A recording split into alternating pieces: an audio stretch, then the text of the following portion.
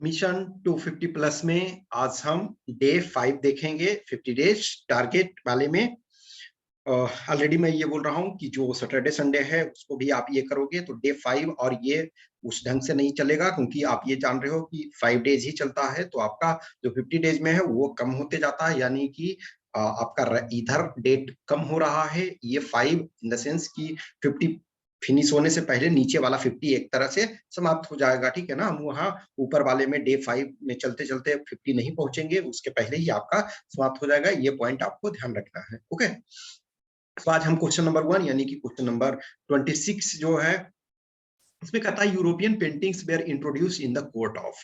तो European paintings जो है वो आपके इनफैक्ट जो अकबर था, तो अकबर आप देखोगे कि बहुत सारे धर्मों को, बहुत सारे रिलीजन्स और बहुत सारे कला और सारी चीजों को ये प्रमोट करते थे कि ठीक है। हाँ, अब ये है कि जो पेंटिंग्स है वो आपके जहांगीर के टाइम पे पिनेकल पे आया, लेकिन जो यूरोपियन पेंटिंग्स है वो आपके अकबर के दरबार में उसको इंट्रोड्यूस किया गया, क्योंकि देखो हुमायूं जो है बहुत लंबे समय तक शासन नहीं किया, और उसमें भी हुमायूं का जो शासनकाल था वो कहीं ना कहीं प्रॉब्लम में ही था। तो ये अकबर जो थे उन्होंने स्टेबिलिटी प्राप्त की और वो किया। नेक्स्ट कह रहा कि with reference to P8I aircraft which of the following statements is are correct. First, it is a long range multi mission maritime patrol aircraft. Yes, ये करेक्ट स्टेटमेंट है। नेक्स्ट है India is the first international customer. ये सही है। It is a variant of P8A Poseidon aircraft. Yes, ये भी आपका सही है। तो 1 2 3 all are correct, so D is the correct answer. Next ये कह रहा consider the following statements.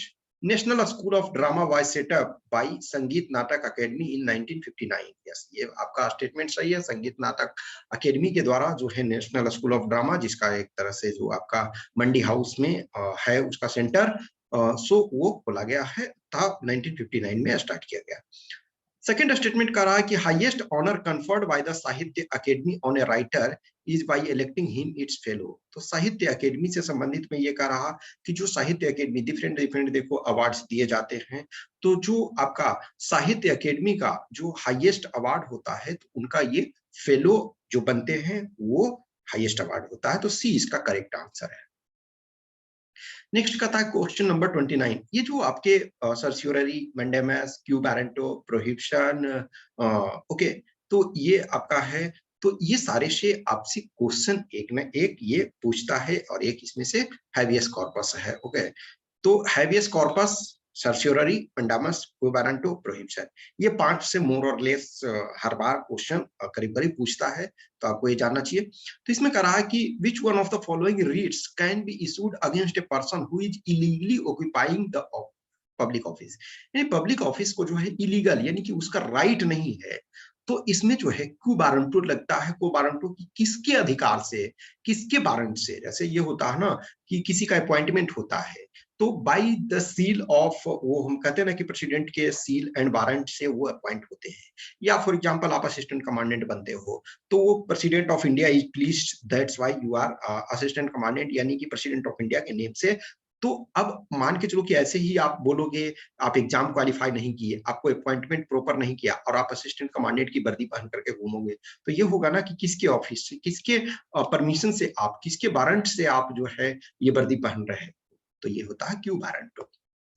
Next आपका है which of the following are drug और फार्मा कंपनीज। आप देखोगे कि कोविड-19 पैंडेमिक के ड्यूरेशन में इनफैक्ट जो मेडिसिन है, खास करके यदि इंडिया देखो तो इंडिया एक तरह से जेनरिक मेडिसिन का जो मैन्युफैक्चरिंग हब है, और कहीं भी जो मेडिसिन है उस चीज को इग्नोर नहीं कर सकते हैं। कहीं भी किसी का तबीयत खराब है या चीजें है तो हमें जरूरत पड़ती है। तो इसमें कह रहा है कि कौन से जो फार्मा कंपनी है, तो सेब्रॉन नहीं है, निकोलस पिरामल है, फाइजर है, जाइडस कैडुला ये है। तो 2 3 4 जो है वो आपके फार्मा कंपनी है, ड्रग कंपनी है, तो सी इसका करेक्ट आंसर है। नेक्स्ट का रहा a thin disc and a thin ring both have mass m and radius r, both rotate about axis through their center of mass and are perpendicular to their surface at the same angular velocity. Which of the following is true? करा कि ring has higher kinetic energy, second is the disk has higher kinetic energy. Next, the ring and the disk have same kinetic energy, and kinetic energy of both the bodies are zero since they are not in linear motion. No, in fact ये तो आपका नहीं होगा, और same kinetic energy नहीं होगा, क्योंकि जो मास दैट्स फाइन, लेकिन जो आपका जो सेंटर है वो सेंटर ऑफ मास दोनों का अलग अलग होता है। तो सेंटर ऑफ मास जो है दोनों के अलग अलग प्लेस पे होंगे। इस पॉइंट ऑफ व्यू से जो है कि आपका दोनों का जो स्पीड होगा, जो काइनेटिक एनर्जी होगा, तो जो काइनेटिक एनर्जी वो रिंग का जो है वो अधिक होगा। नेक्स्ट कह रहा है consider the following countries, Australia, Namibia, Brazil और चिले।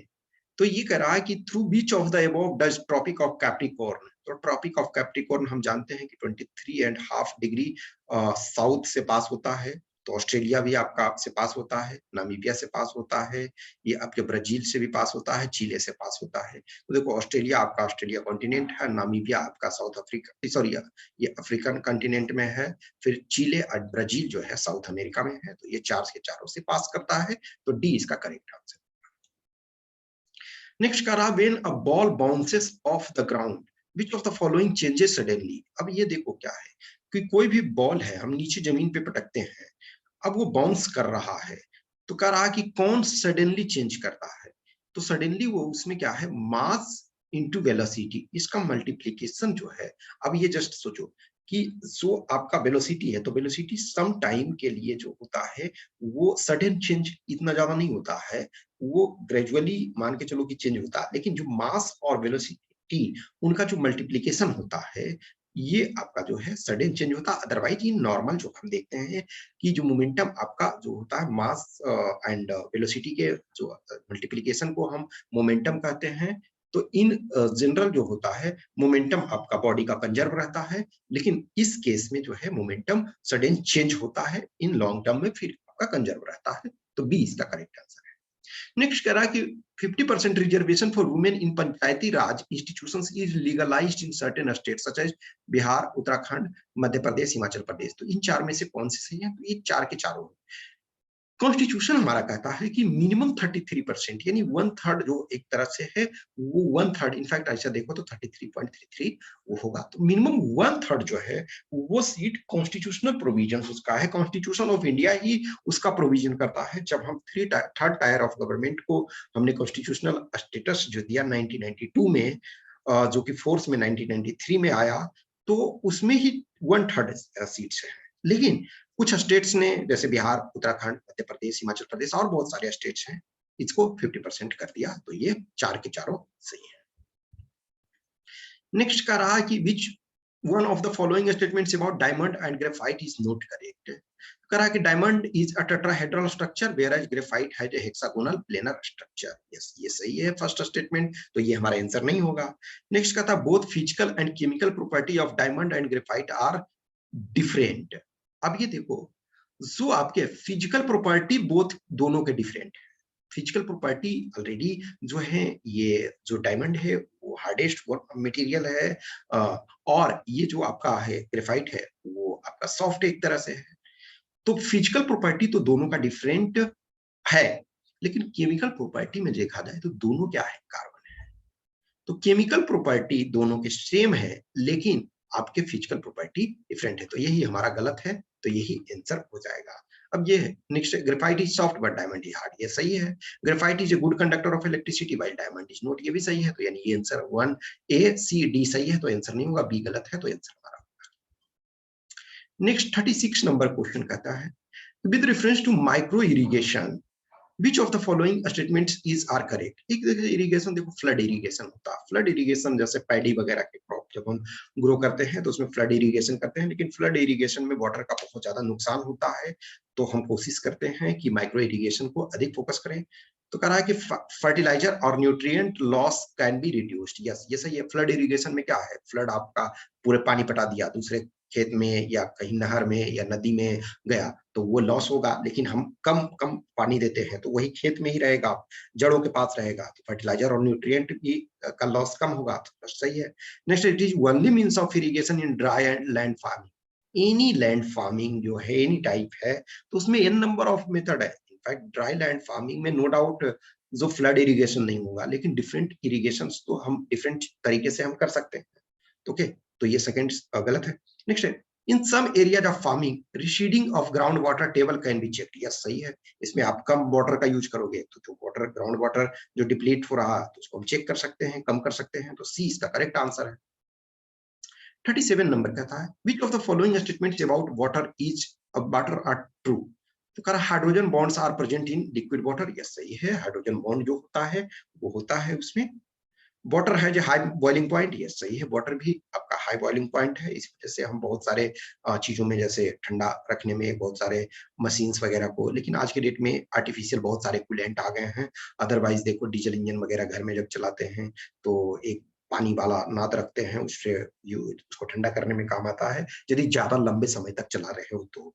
लेकिन गाड़ी वगैरह में देखोगे कि आपके पास अभी आर्टिफिशियल कूलेंट आता है जो कि वाटर से, चूंकि वाटर बहुत ज्यादा मात्रा में यूज करना पड़ेगा, लेकिन बहुत सारी गाड़ियों में देखोगे पहले जो आता था उसमें रेगुलर रूप से देखोगे कि ड्राइवर उसमें पानी डाल रहा था कि इंजन ठंडा रहे।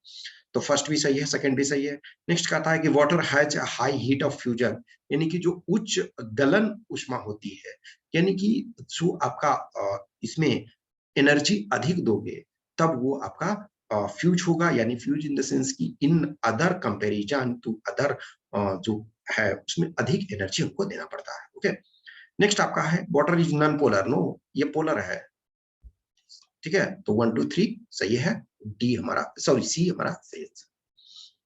नेक्स्ट का था vote on account and interim budget. करा provision of vote on account is used by regular government while interim budget is provision used by a caretaker government. नहीं, देखो एक्चुअल में जो आपका होता है जो आपका बोट ऑन अकाउंट होता है, बोट एंड अकाउंट में जो होता है ओनली एक्सपेंडिचर हम ये कैलकुलेट करते हैं। और इंटरिम बजट जो है, इंटरिम बजट जो होता है उसमें एक्सपेंडिचर और आपका दोनों चीज को, टैक्सेशन और ये जो होता है रिसिप्ट्स, दोनों हम करते हैं। तो ये कहता है कि provision of vote on account is used by a regular government. No, regular government तो इनफैक्ट उसको दोनों चीज चाहिए ना। रेगुलर गवर्नमेंट सिर्फ बोट ऑन अकाउंट करेगा, क्यों? सिर्फ एक्सपेंडिचर नहीं करेगा ना, उसको रिसिप्ट भी तो चाहिए। तो फर्स्ट स्टेटमेंट गलत है। पैसे जब तक नहीं आएंगे तो कहां से खर्च करेगा, तो फर्स्ट गलत है। Second, a boat an account only deals with expenditure, सही है। While interim budget has both. Okay, so second is correct, first is wrong. Next का था a car starts from Bengaluru, goes 50 kilometer in a straight line towards south, immediately turns around and returns to Bengaluru. The time taken for this round trip is 2 hours. The magnitude of average velocity of the car for this round trip. अब देखो velocity क्या है, एक vector quantity है। Speed यदि कहता तो speed मान के चलो 50 किलोमीटर गया और 50 किलोमीटर आया, तो 100 किलोमीटर डिवाइडेड बाई 2 आवर्स लगा, तो 50 किलोमीटर पर आवर इसका ये सॉरी स्पीड होता। लेकिन वेलोसिटी क्या है? वेलोसिटी एक वेक्टर क्वांटिटी। जब डिस्प्लेसमेंट ही जीरो हुआ, जहां से गया वहीं आ गया, तो डिस्प्लेसमेंट जीरो हुआ तो टाइम ये कुछ भी आप रखोगे तो जीरो, तो ये वेलोसिटी जो होगा वो जीरो होगा। स्पीड जो होगा वो 50 किलोमीटर पर आवर। नेक्स्ट का था 39, which one of the following parts of body does not take part in process of breathing। तो इसमें कह रहा है कि ब्रोंकी, श्वसनी ये करता है। बोमेंस कैप्सूल, एक्चुअली बोमेंस कैप्सूल जो होता है ये आपका किडनी का पार्ट है। तो किडनी तो आपका ब्रीदिंग में हेल्प नहीं करता है, तो यही हमारा आंसर हो जाएगा। ये डायफ्राम और ट्रेचिया ये दो करते हैं, ये नहीं करते हैं, तो इसका मतलब आंसर हमारा बी हो जाएगा, क्योंकि वो किडनी में आपका होता है। नेक्स्ट 41 नंबर कहता है consider the following statements about Mahatma Gandhi. Mahatma Gandhi के बारे में जो आप निम्नलिखित कथनों पर विचार करें। करा non violence to him is both an instrument of action as well as a personal create. Yes, सही है, क्योंकि नन वायलेंस उनके लिए अहिंसा जो है एक हथियार, सिर्फ पॉलिटिकल हथियार नहीं, उनका व्यक्तिगत विश्वास भी था कि हम एज ए पर्सन के तौर पे उसको बिलीव करते हैं। ऐसा न हो कि हम पब्लिक में कुछ और सोच रहे हैं, प्राइवेट में कुछ और नहीं, उनका दोनों में ये था। तो फर्स्ट स्टेटमेंट आपके सही है।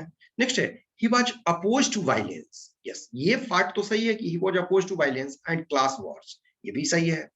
and resisted mass political action, लेकिन कह रहा है कि वो मास पॉलिटिकल एक्शन का विरोध किया नहीं, मास पॉलिटिकल एक्शन का विरोध नहीं किया, तो ये वाला पार्ट गलत है, क्योंकि ये दोनों तो सही है कि जो क्लास वॉर और वायलेंस का विरोध किया, लेकिन मास जो पॉलिटिकल एक्शन है क्यों उसका ये करेंगे, क्योंकि मार्क्सिस्ट के अकेले गांधी जानते थे कि हम कुछ नहीं कर सकते, सब लोग साथ रहोगे तभी करेंगे।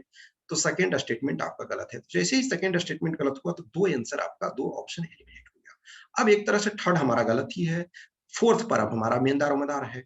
He was a nationalist, therefore he believed in a centralized policy. No, in fact ये व्यक्तिगत इंडिविजुअल फ्रीडम को इन्होंने बहुत अधिक इंपॉर्टेंस दिया, तो ये गलत है।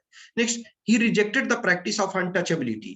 ये तो सही है कि उन्होंने अस्पृश्यता का त्याग किया। And called for evolution of वर्णाश्रम धर्म, नहीं, ये पार्ट इसमें सही है, लेकिन दूसरा पार्ट है एवोल्यूशन ऑफ वर्णाश्रम धर्म को नहीं उन्होंने बोला, ये सही है।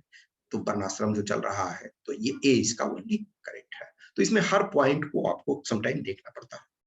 नेक्स्ट का रहा है, which one of the following statements about classification of plants is correct? कह रहा है कि thallophytes have well differentiated body design। कह रहा थैलोफाइटों में सुविभेदित शरीर अविकल्प होता नहीं। इनफैक्ट आप एनसीईआरटी वाले जो हम 9th 10th बोलते हैं, तो उसमें आप डायरेक्ट आपको एज सच मिलेगा। नेक्स्ट है फ्यूनेरिया। ठीक है, फ्यूनेरिया इज ए फंगस। ये आपका फ्यूनेरिया ये कह रहा है कि फंगस ये है आपका, तो ये फंगस नहीं है। ओके, नेक्स्ट है, ऑल टेरिडोफाइट आर फाइनोरोगम।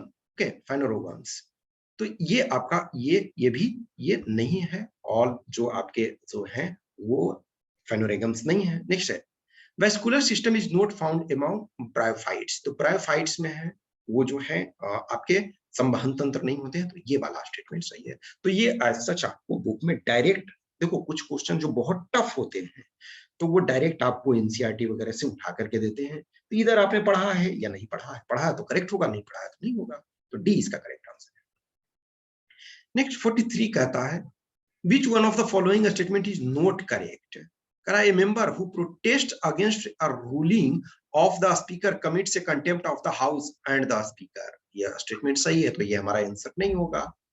नेक्स्ट कर रहा है, the speaker is bound to give reasons for his decision. No, speaker bound नहीं है रीजंस देने का अपने डिसीजन के प्रति, तो ये स्टेटमेंट गलत है, तो ये हमारा सही है, आंसर हो जाएगा। नेक्स्ट कर रहा है, observation made by the speaker in the house can not be interpreted in private correspondence. Yes, ये भी सही है, तो ये आंसर नहीं होगा। The speaker is not bound to lay on the table of the house any communication और representation received by him. तो वो बाउंड नहीं है हाउस का, वो एक तरह से हाउस में उनके मर्जी से ही चीजें ये होती है, तो ये बी गलत है, तो बी आंसर हो जाएगा इसका। नेक्स्ट 44 कह रहा है, which one of the following is the correct sequence of levels of hierarchy of classification of organism from higher to lower? देखो, हायर टू लोअर यदि हम जाएंगे तो सबसे पहले किंगडम आता है। किंगडम, किंगडम, फिर phylum, class, order, family, genus. तो ए होगा, kingdom, phylum, class, order, family, genus. तो ए इसका करेक्ट आंसर है। नेक्स्ट 45 बी कह रहा है, consider the following statements with regard to chromosome of bacteria. कह रहा bacteria always have a single chromosome. Always term आता है, ओनली आता है, तो जनरली अब हमेशा नहीं, समटाइम वो सही भी होता है, तो हमेशा नहीं लोगे, लेकिन ये जो है कि ऑलवेज सिंगल क्रोमोसोम का नहीं होता है, तो ये गलत हो गया। नेक्स्ट है, bacteria chromosome is circular. Yes, ये सही है, तो बी इसका करेक्ट आंसर। नेक्स्ट कह रहा है, student on her first 3 test received an average score of n points.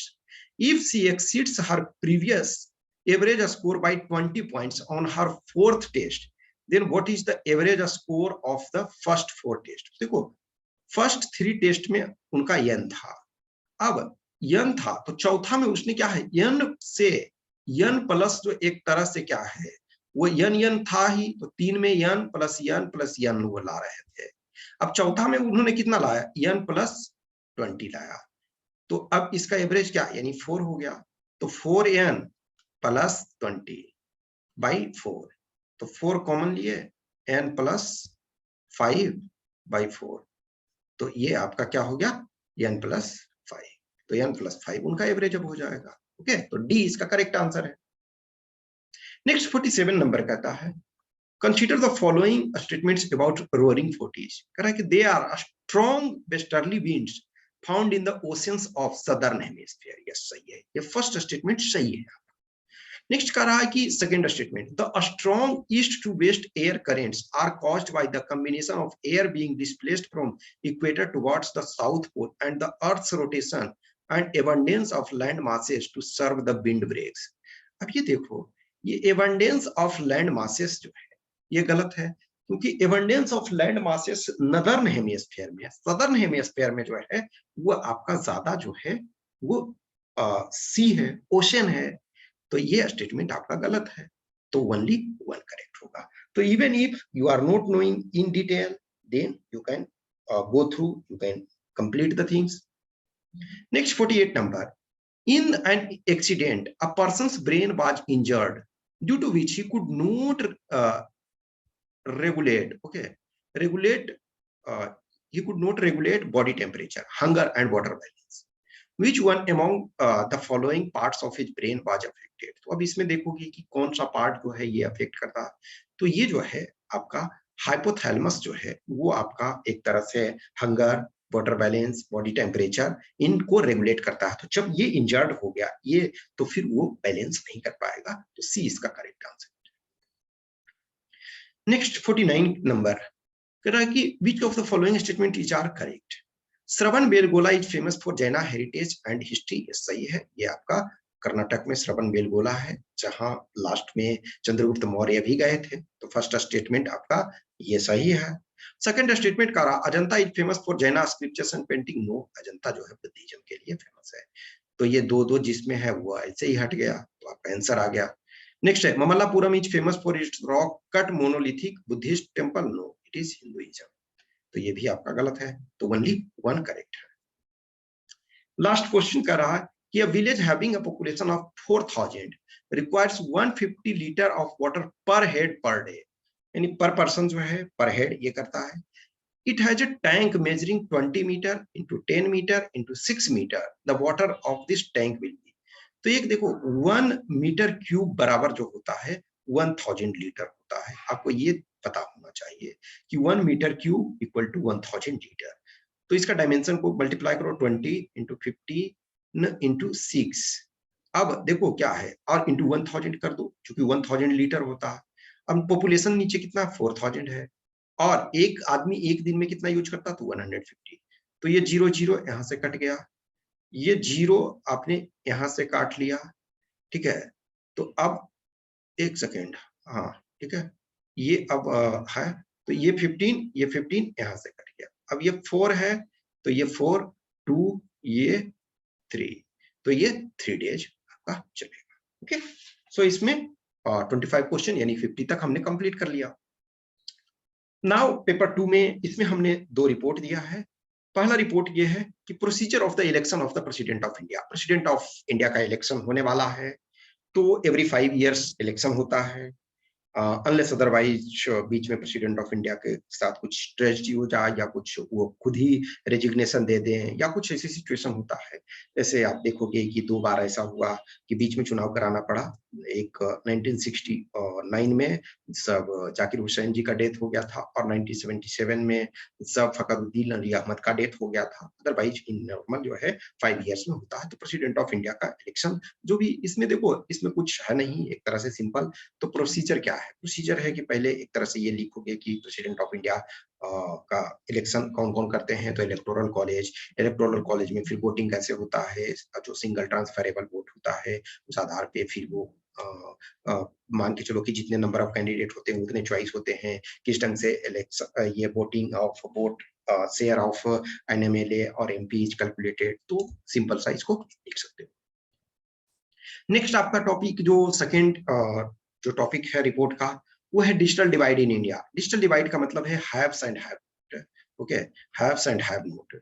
तो उसमें कुछ ऐसे लोग हैं जिनके पास डिजिटल अवेलेबिलिटी है, इन the sense internet, mobile, high speed broadband and such type of things, और उनके पास एजुकेशन भी है, वो डिजिटल लिटरेसी भी है, और कुछ जो हैं कि जिनके पास नहीं है। तो इनके बीच में ये मोर अबाउट डेटा से बैकअप आपको करना पड़ेगा, तो ज्यादा सही रहेगा। तो ये 2 रिपोर्ट है, उसमें से आप अपना लिखो, जो ऑब्वियसली है जो पेड प्रोग्राम वाले हैं तो वो लिख करके एक इसमें दिखाते हैं, और अपना जो भी आप हो तो किसी सीनियर, अपने फैमिली फ्रेंड किसी से चेक कराओ। ओके, कुछ भी क्वेश्चंस क्यूरी डाउट है तो आप कमेंट बॉक्स में कमेंट करो, या फिर हमें इस व्हाट्सएप नंबर 8527146498 या फिर इस टेलीग्राम नंबर 7404909669 पे मैसेज कर सकते हो। Okay, thank you, keep continue.